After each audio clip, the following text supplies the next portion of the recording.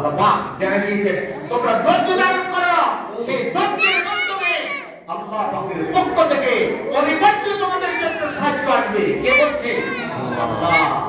ওয়াবাশশিরিল মুমিনিন, মুমিনদের জন্য আল্লাহ পাকের সাহায্য অতি নিকটে। তোমরা একটু ধৈর্যের মাধ্যমে জীবন পরিচালিত করো। এই জন্য প্রত্যেকে চিন্তা করতে হবে যে আমরা আল্লাহর পথে আসি। আল্লাহ জেনে দিয়েছেন ও দুনিয়ার মানুষ, তোমাদেরকে আল্লাহ রাব্বুল আলামিন বিভিন্নভাবে পরীক্ষা করবে। তবে আখিরি জামানা এমন একটা অবস্থা এসে যাবে, এই মুহূর্তে তোমার জ্বলন্ত আগুনের তবে তোমার হাতে রাখা করব অসম্ভব, এইভাবে ঈমান রাখা হইব অসম্ভব হয়ে যাবে। এই জন্য প্রত্যেকে আমরা আল্লাহকে ভয় করি। কাকে ভয় করি?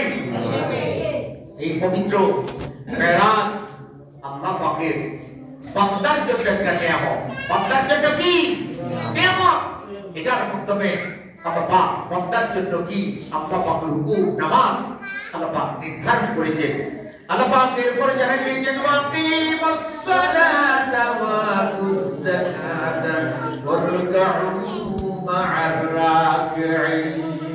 আল্লাহ পাক জানা দিয়েছেন তোমরা নামাজ কায়েম করো, যাকাত দাও, রুকুকারীদের সাথে তোমরা রুকু করো।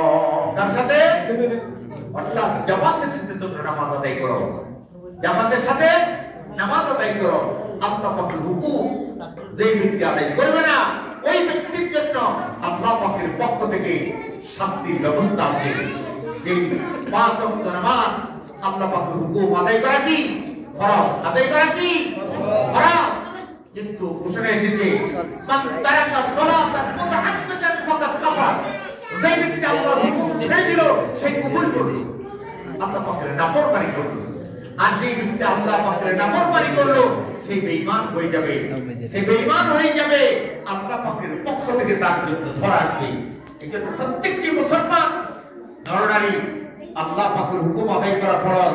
আল্লাহ পাক জানিয়ে দিয়েছেন ইয়া আইয়ুহাল্লাযীনা আমানু কু আনফুসাকুম ওয়া আহলিকুম নারা। আল্লাহ পাক জানিয়ে দিয়েছে হে ইমানদারেরা, তোমরা নিজেও জাহান্নামের আগুন থেকে বাঁচো, তোমার আহলে আওলাদদেরকে জাহান্নামের আগুন থেকে বাঁচাও। কে বলেছে? আল্লাহ। সেই হুকুম আদায় করা আমাদের জন্য ফরজ। আজকে আমরা অনেকে নামাজে আসি, আমাদের সন্তান, আমাদের পরিবার পরিজন, তাদেরকে নামাজের জন্য আহ্বান করা আমাদের উপর ফরজ। তাদের জন্য আহ্বান করা কি ফরজ। এই জন্য আমার যুবক ভাইদেরকে বলবো, প্রত্যেকটি যুবক ভাই তৈরি হয়ে যেতে হবে যে তোমরা একে অপরকে সহযোগিতা করো, নামাজের জন্য তাদেরকে আহ্বান করো, তাদেরকে দাওয়াত দাও। এই দাওয়াতের মাধ্যমে আমি আল্লাহ পাক ইচ্ছে করলে তোমাদেরকে মর্যাদার উচ্চ আসন দান করতে পারি। পারে কি পারে না? আল্লাহ রাব্বুল আলামিন জানিয়ে দিয়েছেন قد أفلح المؤمنون, মুমিনদের জন্য সুসংবাদ। মুমিনরা ও দুনিয়ার আল্লাহ রাব্বুল আলামিন জানিয়ে দিয়েছেন ওই মুমিনরা তোমাদেরকে আল্লাহ রাব্বুল আলামিন সুসংবাদ দিয়েছে। নিঃসন্দেহ ইমানদাররা মুক্তি পেয়েছে। ইমানদাররা কি মুক্তি পেয়েছে, সুসংবাদ এসেছে তাদের জন্য।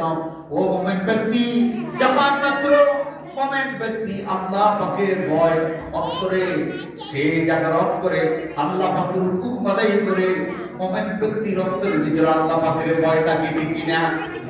ইমানদার ব্যক্তি কখনো আল্লাহ পাকের হুকুম ছাড়তে পারে না। আল্লাযীনা হুম ফী সালাতিহিম খাশিউন।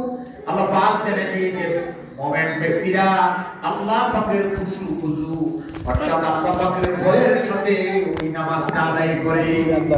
আল্লাহ পাকের ভয়ের সাথে নামাজ আদায় করে, ঠিক কিনা? মুমিন ব্যক্তি আল্লাহ পাককে ভয় করে, ওই ব্যক্তি নামাজ পড়ে মনে